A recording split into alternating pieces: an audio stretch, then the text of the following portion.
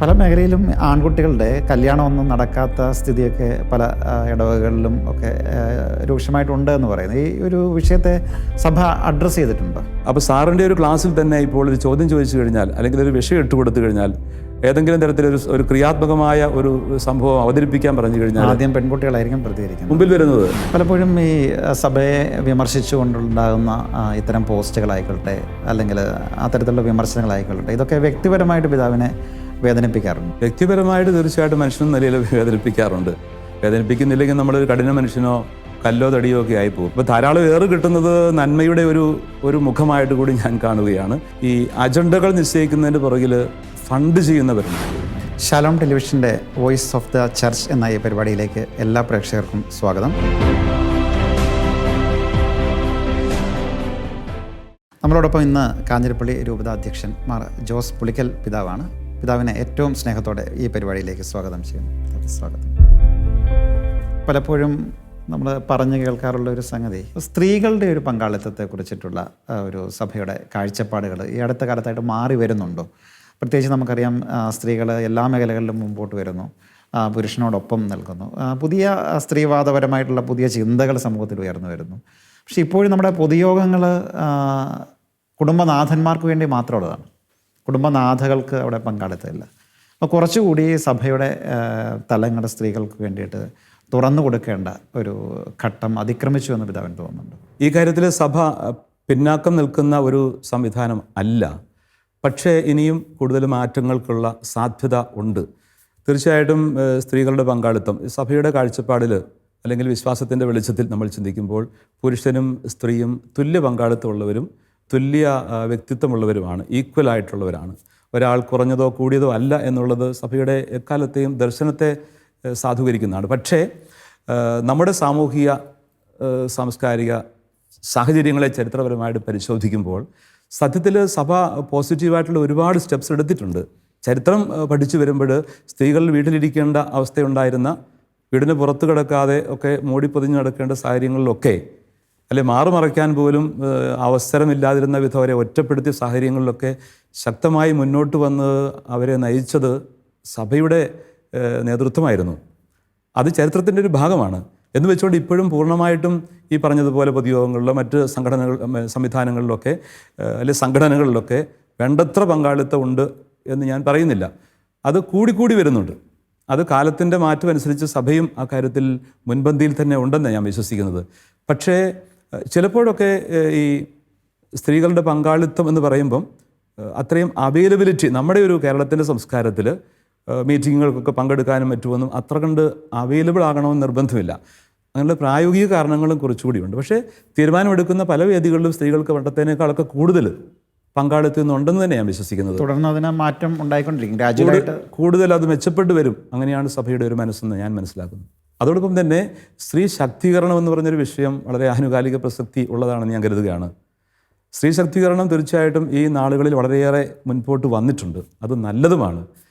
പക്ഷേ സ്ത്രീ ശാക്തീകരണത്തോടനുബന്ധിച്ച് സ്ത്രീകൾ വളരെയേറെ മുൻപന്തിയിൽ എത്തിയിരിക്കുന്നു എന്നുള്ളൊരു സദ്വാർത്തയുണ്ട് എന്നുള്ളത് സന്തോഷകരമാണ്. അതുകൊണ്ട് തന്നെ ഇപ്പോൾ നമ്മുടെ ഈ യങ് ജനറേഷനിൽ പെൺകുട്ടികൾ അല്ലെങ്കിൽ യുവതികളുടെ ഒരു മുന്നാക്കം തന്നെ വളരെ മുൻപോട്ടെത്തിയിട്ടുണ്ട്. സാറ് കോളേജിൽ പഠിപ്പിക്കുന്ന അധ്യാപകനാണ്. അപ്പോൾ സാറിൻ്റെ ഒരു ക്ലാസ്സിൽ തന്നെ ഇപ്പോൾ ഒരു ചോദ്യം ചോദിച്ചു കഴിഞ്ഞാൽ, അല്ലെങ്കിൽ ഒരു വിഷയം ഇട്ടുകൊടുത്തു കഴിഞ്ഞാൽ, ഏതെങ്കിലും തരത്തിലൊരു ക്രിയാത്മകമായ ഒരു സംഭവം അവതരിപ്പിക്കാൻ പറഞ്ഞു കഴിഞ്ഞാൽ ആദ്യം പെൺകുട്ടികളായിരിക്കും പ്രതികരിക്കുന്നത്, മുമ്പിൽ വരുന്നത്. ഒരു 10 വർഷം മുമ്പ് അല്ലെങ്കിൽ 5 വർഷം മുമ്പ് അങ്ങനെ അല്ലായിരുന്നു. ശരിയല്ലേ? തീർച്ചയായിട്ടും. അപ്പം അത് തീർച്ചയായിട്ടും പെൺകുട്ടികളുടെ ഭാഗത്തുനിന്നുണ്ടായ ഇനിഷ്യേറ്റീവ്, വളർത്തിയെടുക്കാനുണ്ടായ സാഹചര്യങ്ങൾ പൊതുസമൂഹം തന്നെ സൃഷ്ടിച്ചെടുത്തതാണ്. അക്കാര്യത്തിൽ സഭയും പങ്കുചേർന്നിട്ടുണ്ട്. നമ്മുടെ സ്ഥാപനങ്ങളൊക്കെ തന്നെ അങ്ങനെ ഒരു ഈക്വലായിട്ടുള്ള, ഇവൻ യൂണിഫോം പോലും എല്ലായിടത്തും ഒരുപോലെ ഇപ്പോൾ ആയിത്തീർന്നിട്ടുണ്ട്. മറ്റൊരു വിഷയമാണ്, അതിലേക്ക് ഞാൻ വരുന്നില്ല. പക്ഷേ മറ്റൊരു ചോദ്യമായിട്ട് ഉന്നയിക്കപ്പെടാവുന്നതാണ്. നമ്മുടെ സ്ഥാപനങ്ങളിൽ ഒട്ടുമിക്കവാറും പെൺകുട്ടികളും ആൺകുട്ടികളും സ്കൂളുകളിൽ കോളേജുകളിലൊക്കെ ഒരേ യൂണിഫോം തന്നെ ധരിക്കുന്നവരാണ്. ജെൻഡർ ന്യൂട്രൽ യൂണിഫോമിനെ പറ്റി ഞാൻ വിഷയം പൂർത്തിയാക്കിയില്ലായിരുന്നു. അതുകൊണ്ട് അതിലേക്ക് തന്നെ ഞാൻ മടങ്ങി വരാം. ഇടയ്ക്ക് അതൊന്ന് സൂചിപ്പിച്ച് പോയെന്ന് മാത്രമേ ഉള്ളൂ. അപ്പോൾ തീർച്ചയായിട്ടും ഈ പെൺകുട്ടികൾ അല്ലെങ്കിൽ യുവതികൾ ഇന്ന് ശാക്തീകരിക്കപ്പെട്ട് കുറേ മുമ്പിലെത്തിയിട്ടുണ്ട്. തുടരട്ടെ. അത് അവരെ അഭിനന്ദിക്കുന്നു. ആ സാഹചര്യങ്ങൾ തീർച്ചയായിട്ടും അനുഗ്രഹപ്രദമാണ്. പക്ഷേ എനിക്ക് പറയാനുള്ളൊരു കാര്യം, ഈ കഴിഞ്ഞ നാളുകളിലൊക്കെ ഒബ്സർവേഷൻസ് നോക്കുമ്പോൾ ആൺകുട്ടികൾ പിന്നാക്കം പോയി, യുവാക്കൾ എല്ലാത്തിലും പിന്നാക്കം പോയി. അത് സഭയുടെ സംഘടനകളിൽ മാത്രമൊന്നുമല്ല. ഒരു സ്കൂൾ എടുത്തോ, എല്ലാ വിഭാഗങ്ങളെയും ഉൾക്കൊള്ളുന്ന ഒരു സ്കൂളോ കോളേജോ, അതിനുശേഷമുള്ള അവരുടെ പിന്നീടുള്ള വളർച്ച, കോൺട്രിബ്യൂഷൻസ്, ഈ മേഖലയിലെല്ലാം ചെറുപ്പക്കാരിൽ യുവാക്കൾ അല്ലെങ്കിൽ കുട്ടികൾ, ആൺകുട്ടികൾ ഇന്ന് പിന്നിലാണ്. അത് ഒരു വലിയ അപകടമാണ്. ഉന്നത വിദ്യാഭ്യാസത്തിലോട്ടൊക്കെ അതാണോ ഉദ്ദേശിച്ചത്? എല്ലാ മേഖലയിലും, ഉന്നത വിദ്യാഭ്യാസത്തിലാണെങ്കിലും സ്കൂൾ വിദ്യാഭ്യാസ മേഖലയിലാണെങ്കിലും ആൺകുട്ടികൾ പിന്നാക്കം പോകുന്നു. ഇതിൻ്റെ അനന്തരഫലമായിട്ടുണ്ടാകാവുന്ന സാമൂഹ്യ പ്രതിസന്ധികളും കുടുംബപരമായ പ്രതിസന്ധികളും ഇന്ന് നമ്മൾ പൊതുസമൂഹം, സഭയും എല്ലാം അഭിമുഖീകരിക്കുന്നുണ്ട്. അപ്പോൾ ആൺകുട്ടികളുടെ ഒരു ശക്തീകരണം, യുവാക്കളുടെ ഒരു ശക്തീകരണവും കൂടി ഈക്വലായിട്ട് വേണ്ട ഒരു സാഹചര്യം ഇന്നുണ്ട്. അപ്പം ആൺകുട്ടികളുടെയും പെൺകുട്ടികളുടെയും ഒരുമിച്ചുള്ള ഒരു ശാക്തീകരണമാണ് ആവശ്യം. അപ്പോൾ ഈ നേഴ്സിംഗ് മേഖലയിലൊക്കെ വന്നിട്ടുള്ള ഡെവലപ്മെൻറ്റുകളൊക്കെ ഉണ്ട്. പ്രത്യേകിച്ച് സിറിയൻ കാത്തലിക്സ് കുടുംബങ്ങളിലൊക്കെ ഈ നേഴ്സിങ്, ഒരുപാട് പെൺകുട്ടികൾ നേഴ്സിങ്ങിന് പോകുന്നു. വലിയ രീതിയിൽ വിദേശ രാജ്യങ്ങളിലൊക്കെ വലിയ ശമ്പളത്തിൽ ജോലി നേടുന്നു. ഇതൊക്കെ ആ ഒരു സിറിയൻ കാത്തലിക് കുടുംബങ്ങളുടെ ഘടനയെ തന്നെ, സാമ്പത്തിക ഘടനയും കുടുംബഘടനയൊക്കെ മാറ്റാനായിട്ട് കാരണമായിട്ടുണ്ട്. അപ്പം ഈ ഒരു എന്താ പറയുന്ന ഒരർത്ഥത്തിൽ ഇപ്പോൾ പിതാവ് പറഞ്ഞ വിഷയത്തിലേക്ക് വന്നിട്ടുണ്ടെങ്കിൽ അതിനൊരു പ്രധാനപ്പെട്ട കാരണം അതുകൂടി ആയിരിക്കത്തില്ല, ഒരു സാമ്പത്തിക കാരണം കൂടി അതിൻ്റെ പിന്നിലുണ്ടാവില്ലേ? തീർച്ചയായിട്ടും സാമ്പത്തിക കാരണം കൂടി അതിൻ്റെ പിറകിൽ ഉണ്ട്, സംശയമില്ല. പക്ഷെ അതേസമയം തന്നെ നമ്മൾ പെൺകുട്ടികളെ കൂടുതൽ ശക്തിപ്പെടുത്താനും കൂടുതൽ വളർത്താനും പഠനത്തിൽ മുൻപന്തിയിലെത്തിക്കാനും ഒക്കെയുള്ള ബോധപൂർവമായ ശ്രമങ്ങൾ സഭയും പൊതുസമൂഹവും സർക്കാരും എല്ലാം ചേർന്ന് നിർവഹിക്കുന്നുണ്ട്. അതിൻ്റെ നല്ല ഫലങ്ങളുണ്ട്. പക്ഷെ നമ്മൾ ഇഗ്നോർ ചെയ്തു പോകുന്ന കുടുംബങ്ങളിൽ പോലും ആൺകുട്ടികൾ ഇച്ചിരി പിന്നോട്ട് പോകുന്നൊരു സാഹചര്യമുണ്ട്. അതുകൊണ്ട് സ്വാഭാവികമായിട്ടും അവരും ഒരേ നിലയിൽ തന്നെ വളരേണ്ടതാണ്. എങ്കിൽ മാത്രമേ ഒരു കുടുംബം ശരിയായിട്ട് രൂപപ്പെട്ടു വരികയുള്ളൂ എന്നുള്ളത് സത്യമാണ്. പല മേഖലയിലും ആൺകുട്ടികളുടെ കല്യാണമൊന്നും നടക്കാത്ത സ്ഥിതിയൊക്കെ പല ഇടവകളിലും ഒക്കെ രൂക്ഷമായിട്ടുണ്ട് എന്ന് പറയുന്നത്. ഈ ഒരു വിഷയത്തെ സഭ അഡ്രസ്സ് ചെയ്തിട്ടുണ്ടോ?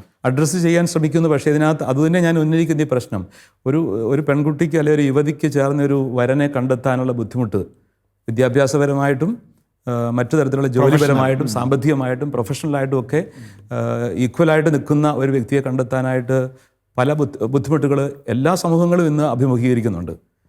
അത് സഭയും അഭിമുഖീകരിക്കുന്നുണ്ട്. നമ്മളതിനെ അതിജീവിക്കാനായിട്ട് അതുതന്നെ ഞാൻ പറയുന്നത്, ആൺകുട്ടികളെയും മുൻപോട്ട് കൊണ്ടുവരണം, അവരെയും ഈക്വലായിട്ട് തന്നെ പ്രൊമോട്ട് ചെയ്യണം, അവരെയും ശക്തീകരിക്കേണ്ടത് ആവശ്യമാണ്. ഇത് ഞാൻ എൻ്റെ വ്യക്തിപരമായ അഭിപ്രായം പറയുന്നതല്ല, ഇതിന്ന് പല സമൂഹത്തിലെയും അല്ലെ പല ഗ്രൂപ്പുകളിലെയും ചർച്ച കൂടിയാണ്. അപ്പം നമ്മുടെ യുവജന സംഘടനകളൊക്കെ ഈ പ്രശ്നം കാര്യമായ രീതിയിൽ പരിഗണിച്ചിട്ടുണ്ടോ? ഇത്തരം വിഷയങ്ങൾ പരിഗണിച്ചിട്ടുണ്ട്. അത് പരിഹരിക്കപ്പെടുക എന്നുള്ളത് ഒറ്റയടിക്ക് നടക്കുന്നൊരു കാര്യമല്ല. അതുകൊണ്ട് തന്നെ ഞാനത് പറയാൻ ആഗ്രഹിക്കുന്നത്, ഈ ഒരു വ്യക്തമായ അവയർനെസ് മാതാപിതാക്കൾക്ക് തന്നെ ആദ്യം ഉണ്ടാവണം. കുടുംബത്തിൽ തന്നെ ഇത് ആരംഭിക്കണം. എല്ലാ സമൂഹത്തിലും, എല്ലാ മതവിഭാഗത്തിലും അങ്ങനൊരു ഒരു സന്തുലനാവസ്ഥയും ഒരു ഈക്വൽ റൈറ്റ്സ് ആൻഡ് ഡ്യൂട്ടീസ് അതെല്ലാം ഒരുമിച്ച് വരുന്ന ഒരു സിറ്റുവേഷനാണ് ഡെവലപ്പ് ചെയ്ത് വരേണ്ടത്. അപ്പോൾ പെൺകുട്ടികളുടെയും സ്ത്രീകളുടെയും ശാക്തീകരണം ഇനിയും ഉണ്ടാകേണ്ട മേഖലകൾ ഉണ്ട്, ഇല്ലെന്നല്ല.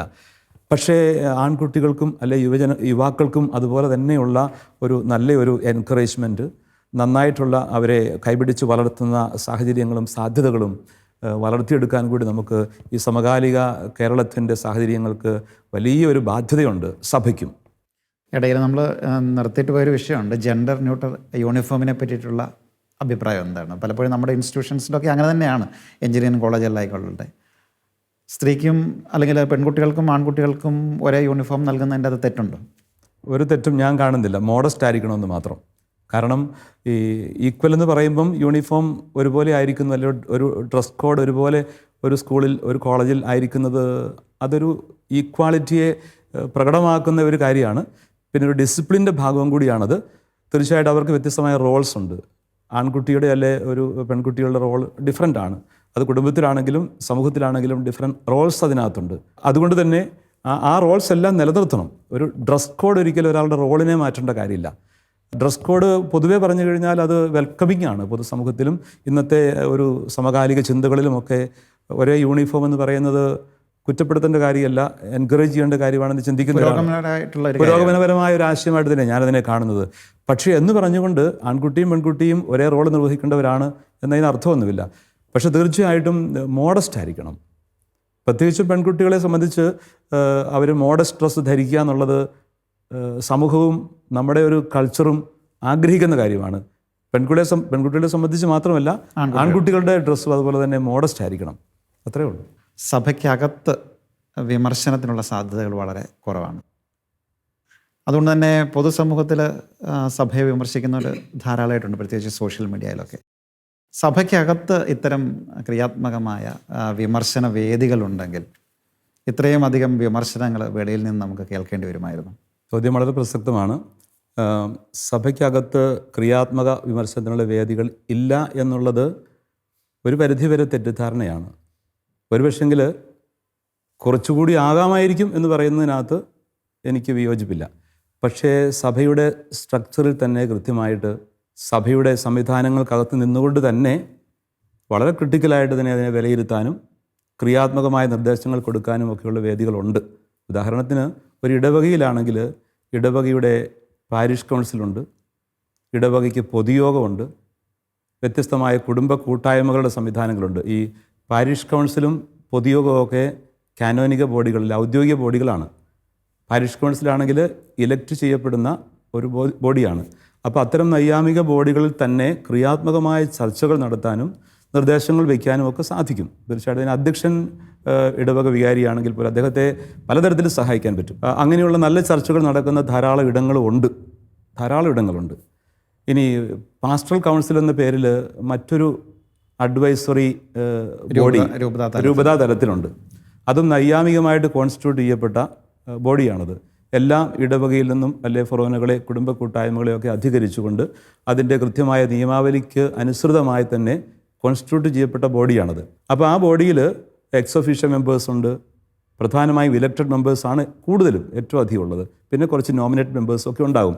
അപ്പോൾ ആ ബോഡിയിൽ ആനുകാലിക വിഷയങ്ങൾ, സഭാത്മകമായ വിഷയങ്ങൾ, ഇതര പ്രസക്തമായ വിഷയങ്ങളൊക്കെ ചർച്ച ചെയ്യപ്പെടുക മാത്രമല്ല, ആനുകാലിക വിഷയങ്ങൾ ചർച്ച ചെയ്യാനായിട്ട് പ്രത്യേക അജണ്ടകൾ തീർച്ചയായിട്ടും പല അജണ്ടകളെല്ലാം കൃത്യമായിട്ട് നേരത്തെ അജണ്ടകൾ സ്വീകരിക്കുന്നത് പോലും ഇതിന് ഒരു സെക്രട്ടറി ഉണ്ടാവും. പാസ്റ്റർ കൗൺസിലിൻ്റെ സെക്രട്ടറി ഒരു അൽമായൻ തന്നെയായിരിക്കും. അപ്പം ഈ അൽമായൻ തീർച്ചയായിട്ടും അദ്ദേഹത്തിന് ഈ അജണ്ട പ്രിപ്പയർ ചെയ്യുന്നതിൽ ആളുകളുടെ അഭിപ്രായങ്ങളൊക്കെ സ്വീകരിച്ചുകൊണ്ട് തന്നെ ആണ് ചെയ്യാൻ കഴിയുന്നത്. അങ്ങനെ അവതരിപ്പിക്കപ്പെടുന്ന അജണ്ടകൾക്ക് മേൽ കൃത്യമായ നിർദ്ദേശങ്ങളാവാം, ചില ക്രിട്ടിക്കൽ ഒബ്സർവേഷൻസ് ആവാം, പൊതുവായ ചില വിഷയങ്ങളെ സംബന്ധിച്ചുള്ള അത് പിന്നീട് ഇംപ്ലിമെൻറ്റ് ചെയ്യാറുണ്ട്. അത്തരം ചർച്ചകൾ വരുന്ന തീർച്ചയായിട്ടും ഇംപ്ലിമെൻറ്റ് ചെയ്യും. പക്ഷെ അത് ഒരു അഡ്വൈസറി ബോർഡാണ്, അത് ഡിസിഷൻ മേക്കിംഗ് ബോഡി അല്ല പാസ്റ്റർ കൗൺസിൽ. അത് പ്രസ്ബിറ്ററി കൗൺസിൽ എന്ന് പറയുന്ന അച്ഛന്മാരുടെ മറ്റൊരു ബോഡി, ഇതുപോലെ തന്നെ ഇലക്റ്റഡ് ബോഡിയുണ്ട്. ആ ബോഡിയും അഡ്വൈസറി ബോർഡാണ്. എന്ന് വെച്ച് കഴിഞ്ഞാൽ അത് ഡിസിഷൻ മേക്കിംഗ് ബോഡിയല്ല. ഡിസിഷൻ മേക്കിംഗ് ബോഡി വേറെ അത് കൂടാതെ ഉണ്ട്. അപ്പോൾ ആ ബോഡിയെ ഹെൽപ്പ് ചെയ്യാനുള്ള സംവിധാനങ്ങളാണ്. അത് തീർച്ചയായിട്ടും അത്തരം വിഷയങ്ങളും വിമർശനങ്ങളും ശ്രദ്ധിച്ചുകൊണ്ട് തന്നെയായിരിക്കും പിന്നീടുള്ള ബോഡികളിൽ ഡിസിഷൻ എടുക്കേണ്ടി വരുന്നത്. ഇത്തരം വേദികളിൽ ചർച്ച ചെയ്യുന്ന കൂടുതൽ സാമൂഹിക വിഷയങ്ങളും അങ്ങനെയുള്ള വിഷയങ്ങളായിരിക്കില്ലേ? ഇപ്പോൾ ആരാധനാക്രമം പോലെയുള്ള വിഷയങ്ങൾ, അത്തരം ദൈവശാസ്ത്രപരമായിട്ടുള്ള പഠനങ്ങൾ വേണ്ട വിഷയങ്ങൾ അവിടെ അത്തരം വേദികളിൽ ചർച്ച ചെയ്യാറുണ്ട്. ഓരോ വിഷയത്തിനും അതിൻ്റെതായ പ്രത്യേക സ്വഭാവമുണ്ട്. ദൈവശാസ്ത്ര വിഷയങ്ങൾ ഒരു പക്ഷെങ്കിൽ ചർച്ച ചെയ്യപ്പെടാനായിട്ട് ഒരു അൽമായ പ്രാമുഖ്യമുള്ള ബോഡിക്ക് ചിലപ്പോൾ അത്രയും സാധിച്ചെന്ന് വരില്ല. അവരെ സംബന്ധിച്ച് ആനുകാലിക വിഷയങ്ങളോ മറ്റു ചില ആധികാരിക വിഷയങ്ങളോ ഒക്കെ ആയിരിക്കാം കൂടുതൽ, സെക്കുലർ വിഷയങ്ങളായിരിക്കും കൂടുതൽ ചർച്ച ചെയ്യപ്പെടാൻ സാധ്യതയുള്ളത്. പക്ഷേ ദൈവശാസ്ത്രപരമായ വിഷയങ്ങളും അവിടെ അവതരിപ്പിച്ചുകൊണ്ട് അതിനോട് പ്രതികരിക്കാനും ഒക്കെയുള്ള സാധ്യതകളുണ്ട്. ആരാധനക്രമ വിഷയം എന്ന് പറയുന്നത് കുറച്ചുകൂടി വ്യത്യസ്തമായ ഒരു വിശ്വാസ പൈതൃകത്തിൻ്റെ സ്വത്താണത്. അതിന് കൂടുതൽ പഠനങ്ങൾ ആവശ്യമുണ്ട്. അത് പൊതുവായ ഒരു ചർച്ചയ്ക്ക് വിഷയമാക്കിയിട്ട് ഒരു ജനകീയ അഭിപ്രായം എടുക്കാനുള്ളൊരു വിഷയം അല്ലെന്ന് തന്നെയാണ് സഭയുടെ എക്കാലത്തെയും പഠനവും പാരമ്പര്യവും. പക്ഷേ ജനങ്ങളുടെ അഭിപ്രായം അവിടെ മാനിക്കപ്പെടേണ്ടതുമാണ്. പക്ഷെ എന്നാൽ പോലും അതിന് ഫൈനൽ ഡിസിഷൻ എടുക്കേണ്ടതിന് അതിന് സഭയ്ക്ക് സംവിധാനമുണ്ട്, മെത്രാന്മാരുടെ സിനഡുണ്ട്, മാർപ്പാപ്പയുണ്ട്. അങ്ങനത്തെ സംവിധാനങ്ങളിലൂടെയാണ് അതൊരു വിശ്വാസത്തിൻ്റെ പൈതൃകമായതുകൊണ്ട് അതിനുള്ള തീരുമാനങ്ങളിലേക്ക് എത്താൻ പറ്റുക. പക്ഷേ തീർച്ചയായിട്ടും ആളുകളുടെ മനസ്സും അവരുടെ ഇപ്പോഴത്തെ ആവശ്യങ്ങളും എല്ലാം അതിനകത്ത് പരിഗണിക്കപ്പെടേണ്ടതുമാണ് എന്നുള്ളതാണ് പ്രധാനപ്പെട്ട വിഷയം. പക്ഷേ ആളുകളുടെ അഭിപ്രായം അറിഞ്ഞുകൊണ്ട് അതിൻ്റെ വെളിച്ചത്തിലൊരു തീരുമാനം എടുക്കാനായിട്ട് പറ്റുന്നൊരു വിഷയമല്ല അത്. പലപ്പോഴും ഈ സഭയെ വിമർശിച്ചുകൊണ്ടുണ്ടാകുന്ന ഇത്തരം പോസ്റ്റുകളായിക്കൊള്ളട്ടെ, അല്ലെങ്കിൽ അത്തരത്തിലുള്ള വിമർശനങ്ങളായിക്കൊള്ളട്ടെ, ഇതൊക്കെ വ്യക്തിപരമായിട്ട് പിതാവിനെ വേദനിപ്പിക്കാറുണ്ടോ? വ്യക്തിപരമായിട്ട് തീർച്ചയായിട്ടും മനുഷ്യൻ നിലയിൽ വേദനിപ്പിക്കാറുണ്ട്. വേദനിപ്പിക്കുന്നില്ലെങ്കിൽ നമ്മളൊരു കഠിന മനുഷ്യനോ കല്ലോ തടിയോ ഒക്കെ ആയിപ്പോകും, സ്വാഭാവികം. പക്ഷെ അങ്ങനെ ഞാൻ ചെയ്യാത്ത കാര്യത്തിന് പോലും ഞാൻ വിമർശിക്കപ്പെടുന്നെങ്കിൽ അതിന് എൻ്റെ വിശുദ്ധീകരണവും സഭയുടെ വിശുദ്ധീകരണവും ഉപരിവിശുദ്ധീകരണവും ഒക്കെ ഞാൻ മുൻപിൽ കാണും. കാരണം നമ്മൾ പങ്കുചേരുന്നത് ഒരു രക്ഷാകരമായ ഒരു സഹനത്തിലും വിശുദ്ധീകരണത്തിലുമാണെന്ന് വിശ്വസിക്കുന്നയാളാണ് ഞാൻ. എല്ലാ കുറ്റങ്ങളും നമ്മൾ ചെയ്തതായിരിക്കണമെന്ന് നിർബന്ധമില്ല. സഭ മിശിഹായുടെ ശരീരമാണ്. ഈ വിമർശിക്കുന്നവർ പലപ്പോഴും, ഞാനതൊന്ന് പറഞ്ഞ് പൂർത്തിയാക്കാം. സഭ മിശിഹായുടെ ശരീരമാണ്. അതുകൊണ്ട് തന്നെ ഒരു ശരീരത്തിൻ്റെ ഒരു അവയവം വേദനിക്കുമ്പോൾ, പൗലോസ്ലീഹായുടെ ആ ദൈവശാസ്ത്ര വീക്ഷണം അനുസരിച്ചാണെങ്കിൽ എല്ലാ അവയവങ്ങളും വേദനിക്കും. എവിടെയെങ്കിലുമൊക്കെ ഒരു തെറ്റോ കുറവോ മുറിവോ സംഭവിച്ചു കഴിഞ്ഞാൽ സ്വാഭാവികമായിട്ടും അത് എന്നെയും വേദനിപ്പിക്കും, എല്ലാവരെയും വേദനിപ്പിക്കും. സഭ എന്ന് പറയുമ്പോൾ അതിൽ വേദനിക്കുന്നത് പിതാക്കന്മാരോ വൈദികരോ സന്യസ്തരോ മാത്രമല്ല, വലിയ ഒരു ആത്മായ സമൂഹമുണ്ട്. അപ്പോൾ അത്തരം വേദനകൾ എല്ലാവരുടെയും വേദനകളായിട്ട് മാറും. ആരുടെ ഭാഗത്ത് തെറ്റുകളും കുറവുകളും വന്നാലും അതുമൂലം ഉണ്ടാകുന്ന ആഘാതങ്ങൾ എല്ലാവരെയും ബാധിക്കും എന്നുള്ളത് ഒരു യാഥാർത്ഥ്യമാണ്. പലപ്പോഴും വിമർശിക്കുന്ന ആളുകൾ, വിമർശനങ്ങൾ മുമ്പോട്ട് വയ്ക്കുന്ന ആളുകൾ കാര്യങ്ങളെ കോംപ്രഹെൻസീവായിട്ട് സമഗ്രമായിട്ട് പലപ്പോഴും മനസ്സിലാക്കാതെയാണ് വിമർശിക്കുന്നത്. ഭാഗിക വിമർശനങ്ങളാണ് അവ. അപ്പം പ്രത്യേകിച്ച് മാധ്യമങ്ങളുടെയൊക്കെ ഭാഗത്തു നിന്നൊക്കെ ഇത്തരം വിമർശനങ്ങൾ ധാരാളമായിട്ടുണ്ടാവാറുണ്ട്. വേറൊരു കാര്യം നമ്മൾ ചിന്തിക്കുമ്പോൾ ഈ മാധ്യമ പ്രവർത്തകരായിക്കൊള്ളട്ടെ, അല്ലെങ്കിൽ രാഷ്ട്രീയക്കാരായിക്കൊള്ളട്ടെ, അല്ലെങ്കിൽ ബ്യൂറോക്രാറ്റുകളായിക്കൊള്ളട്ടെ, അവരുടെ വിദ്യാഭ്യാസത്തിൻ്റെ ഘട്ടത്തിൽ ഏതെങ്കിലും ഒരു ഘട്ടത്തിൽ ഒരു ക്രിസ്ത്യൻ ഇൻസ്റ്റിറ്റ്യൂഷനിൽ പഠിക്കാത്ത ആരും ഉണ്ടാവാനായിട്ടുള്ള സാധ്യത വളരെ കുറവാണ്. അവരൊക്കെ ഈ തുറന്നുള്ള ഇത്തരത്തിലുള്ള വിമർശനങ്ങൾ ഉന്നയിക്കുമ്പോൾ നമ്മുടെ സഭാ സ്ഥാപനങ്ങളിൽ പഠിച്ചിറങ്ങി വരുന്ന നിലയിൽ ഈ സഭയോടും സഭാസ്ഥാപനത്തോടും ഒക്കെയുള്ള ഒരു കടപ്പാടും സ്നേഹമൊന്നും ഇല്ലാതെ പോകുന്നതും, അല്ലെങ്കിൽ ആ ഒരു സ്നേഹം ഇല്ലാതെ ഒരു പരിധിവരെ നമ്മളുടെ കൂടി പ്രശ്നമല്ലേ അത്? ഞാനതിനെ പലതരത്തിലും നോക്കിക്കാണാൻ ആഗ്രഹിക്കുന്നുണ്ട്. ഒന്ന്, അത്തരം വിമർശനങ്ങളെ പോസിറ്റീവായിട്ട് തന്നെ നമ്മൾ സ്വീകരിക്കണം. മാധ്യമങ്ങളിലൂടെ വരുന്ന വിമർശനങ്ങൾക്ക് ഒരു പോസിറ്റീവ് സൈഡ് ഉണ്ട്. നമ്മളെ തന്നെ ഉപരി നന്മയിൽ വളർത്താനും വിശുദ്ധീകരിക്കാനും ഒക്കെയുള്ള ഒരു സാഹചര്യം അവിടെ ഒരുക്കപ്പെടുന്നുണ്ട്. പക്ഷേ പല വിമർശനങ്ങളും സാറ് സൂചിപ്പിച്ചതുപോലെ സമഗ്രമായ അറിവിൻ്റെ വെളിച്ചത്തിലോ അതിനെക്കുറിച്ച് ആധികാരികമായിട്ട് എല്ലാ വശങ്ങളും മനസ്സിലാക്കി പഠിച്ചതിന് ശേഷമോ അല്ല എന്നുള്ളതാണ് ഒരു കാര്യം. മാധ്യമങ്ങൾ ഇൻസ്റ്റൻ്റായിട്ട് പ്രതികരിക്കാനായിട്ടാണ് ആഗ്രഹിക്കുന്നത്. അല്ലെങ്കിൽ ആദ്യം ആര് ഒരു വിഷയം മുമ്പിൽ കൊടുക്കുന്നുവോ അതിനോടാണ് അവർ റെസ്പോണ്ട് ചെയ്യുന്നത്. പെട്ടെന്ന് വാർത്തകൾ കൊടുക്കുക. അതും സെൻസേഷണൽ ന്യൂസുകളാണെങ്കിൽ കൂടുതൽ കവറേജ് കിട്ടും എന്നൊരു കാര്യവും മാധ്യമങ്ങൾക്കുണ്ട്. അതുകൊണ്ട് തന്നെ അത്തരം വിമർശനങ്ങളും അത്തരം ഒരുപക്ഷെ ചർച്ചകൾ പോലും പലപ്പോഴും കാട് കയറിപ്പോവുകയും വ്യക്തമല്ലാത്ത ഉത്തരങ്ങളിൽ എത്തിച്ചേരുകയും ചെയ്യും. അല്ലെങ്കിൽ എത്തിച്ചേരുന്ന ഉത്തരങ്ങൾ പലപ്പോഴും മുൻകൂട്ടി നിശ്ചയിക്കപ്പെട്ട അജണ്ടകളായിട്ടും മാറുന്നത് സുലഭമാണ്. അപ്പോൾ ചാനലുകളുടെ ഒരു പ്രത്യേകത, വിമർശനാത്മകമായിട്ട് തന്നെ ഞാനും സംസാരിക്കുകയാണ്. ചാനലുകൾ പലപ്പോഴും അവരുടേതായ അജണ്ടകളോടുകൂടി പ്രത്യേക പോളിസികളോടുകൂടിയാണ് സമീപിക്കുന്നത് എന്നുള്ളത് വളരെ വ്യക്തമാണ്. അപ്പോൾ അത്തരം അജണ്ടകൾ നിർണ്ണയിക്കപ്പെടുന്നത് ഏത് മാനദണ്ഡത്തിലാണ് എന്നൊരു ചോദ്യവും പ്രസക്തമാണ്. ആ മാനദണ്ഡങ്ങളുടെ പിറകിൽ സ്വാഭാവികമായിട്ടും അത് ആരെ വിമർശിക്കുന്നു, ഒരു നിറയെ ഫലങ്ങളുള്ള ഒരു വൃക്ഷത്തിന് കൂടുതൽ ഏറ് കിട്ടും, ഒരു മാവിന് എന്ന് പറയുന്നത് പോലെ നന്മയുടെ ഒരു സാന്നിധ്യമായിട്ട് ശോഭിക്കുന്ന സഭയുടെ കുറവുകൾ, ആ കുറവുകൾ പരിഹരിക്കപ്പെടേണ്ടതാണ്. തീർച്ചയായിട്ടും ഞാനതിനോട് ഞാൻ ആദ്യം പറഞ്ഞത് പരിഹരിക്കപ്പെടാൻ സഹായിക്കുന്നുണ്ട്. പക്ഷേ ആ വൃക്ഷത്തെ മുഴുവനും എറിഞ്ഞ് നശിപ്പിക്കുക എന്നൊരു ചിന്ത ഉണ്ടെങ്കിൽ അത് വളരെ തെറ്റാണ്. അപ്പോൾ ധാരാളം ഏറ് കിട്ടുന്നത് നന്മയുടെ ഒരു മുഖമായിട്ട് കൂടി ഞാൻ കാണുകയാണ്. ആപേക്ഷികമായിട്ട് കൂടുതൽ നന്മ ചെയ്യുന്ന ഒരു സംവിധാനം അല്ലെങ്കിൽ ഒരു പ്രത്യേകമായിട്ടുള്ള സാന്നിധ്യം സഭയ്ക്കുണ്ട്. ആ സാന്നിധ്യം ചെയ്ത നന്മകൾ ചരിത്രത്തിൻ്റെ നാൾവഴികളിൽ വളരെ വ്യക്തമാണ് പൊതുസമൂഹത്തിനൊക്കെ. അതുകൊണ്ട് ആ നന്മയുള്ളത് നഷ്ടപ്പെട്ടു പോകാതിരിക്കണമെന്നൊരു പോസിറ്റീവ് ആറ്റിറ്റ്യൂഡ് ഈ വിമർശനത്തിൻ്റെ പിറകിൽ കാണാൻ ഞാൻ ആഗ്രഹിക്കുന്നു. അതുകൊണ്ട് തന്നെ പോസിറ്റീവായിട്ടുള്ളൊരു വിമർശനം. പക്ഷെ ആ വിമർശനങ്ങൾ സൂചിപ്പിക്കപ്പെട്ടതുപോലെ സമഗ്രമല്ല, ചിലപ്പോൾ അജണ്ടകളോടുകൂടി വിമർശനമാണ് എന്നുള്ളതും. അപ്പോൾ അങ്ങനെ ഒരു സംവിധാനത്തെ വിമർശിക്കുമ്പോൾ കൂടുതൽ അതിന് കവറേജ് ഉണ്ടാകും, കൂടുതൽ പ്രേക്ഷകരുണ്ടാകും. ചിലപ്പോൾ അതിനെ അസൂയാപരമായ രീതിയിൽ കാണുന്നവർ ഉള്ളതുകൊണ്ട് തന്നെ അത്തരത്തിൽ കൂടുതൽ കയ്യടി കിട്ടാനുള്ള സാധ്യതയൊക്കെ ഉണ്ടാകും എന്നുള്ളത് ശരിയാണ്. ഇനി മറ്റൊരു മാനദണ്ഡം എന്ന് പറയുന്നത്, ഈ അജണ്ടകൾ നിശ്ചയിക്കുന്നതിൻ്റെ പുറകിൽ ഫണ്ട് ചെയ്യുന്നവരുണ്ട്. മാധ്യമങ്ങൾക്ക് നിലനിൽക്കണം, മുതൽ മുടക്ക് വളരെ പ്രധാനപ്പെട്ടതാണ്. അപ്പോൾ അത്തരം മാധ്യമങ്ങളെ ഫണ്ട് ചെയ്യുന്നവരുടെ പോളിസികളും ആശയങ്ങളും അതിൻ്റെ ഒരു കൺക്ലൂസീവായിട്ടുള്ള നിഗമനങ്ങളിലേക്ക് എത്തിക്കുന്നതിന് കാരണമായി തീരുന്നുണ്ടെന്നുള്ളത് പകൽ പോലെ സത്യമാണത്. അപ്പോൾ അതുകൊണ്ട് ഇതിൻ്റെ പുറകിലുള്ള ഈ വിമർശനങ്ങളെ തന്നെ നമ്മൾ വിമർശിക്കണം, എങ്ങനെയാണെന്നുള്ളത് മനസ്സിലാക്കണം. പക്ഷേ വിമർശനങ്ങൾ വേണ്ടെന്ന് ഞാൻ പറയില്ല. ചാനലുകൾ നമ്മെ അങ്ങനെ സഹായിക്കുന്നുണ്ട് എന്ന് മാത്രമല്ല, ചാനലുകൾ ഒത്തിരിയേറെ നന്മയും ചെയ്യുന്നുണ്ട് പല വിഷയങ്ങളെയും പെട്ടെന്ന് ആളുകളിൽ എത്തിക്കാനായിട്ട്. അത് ചാനലുകൾ മാത്രമല്ല, സോഷ്യൽ മീഡിയ വലിയൊരു റോൾ വഹിക്കുന്നുണ്ട്. അതേസമയം തന്നെ സോഷ്യൽ മീഡിയ ഒത്തിരിയേറെ തിന്മകൾ പ്രചരിപ്പിക്കുന്നതിനും തെറ്റുദ്ധാരണകൾ പ്രചരിപ്പിക്കുന്നതിനും വല്ലാതെ ഏതെങ്കിലുമൊക്കെ ഒരു വിഭാഗത്തെ ഇകഴ്ത്തി കാണിക്കുന്നതിനുമൊക്കെ ഇടയാക്കുന്നുണ്ട്. എംപ്ലോയിഡ് ആയിട്ട് തന്നെ ചില പ്രത്യേക ലക്ഷ്യങ്ങളോടുകൂടി സോഷ്യൽ മീഡിയ ഉപയോഗിക്കുന്ന ഒരു സാഹചര്യവും ഇന്നുണ്ട്, വളരെ തെറ്റായ രീതിയിൽ. അതൊരു ബിസിനസ്സായിട്ട് നടത്തുന്ന പ്രക്രിയയും നമുക്കറിയാം. അതുകൊണ്ട് ഇതിന് ഗുണദോഷങ്ങൾ രണ്ടുമുണ്ട്.